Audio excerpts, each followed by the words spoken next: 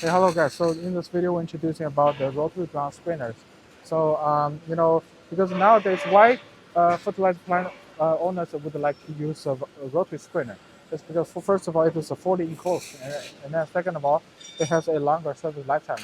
So that's why 10 years ago, the fertilizer plant owners they want to use vibrate spinner, but in the last 10 years, they are switching all the vibrate spinners to rotary drum spinners because this one has better reliability and also efficiency and also better enclosure so that can minimize the dust inside the workshop.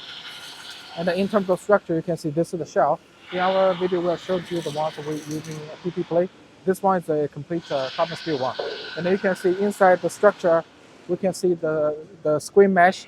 So we can see the support structures and also the screen mesh.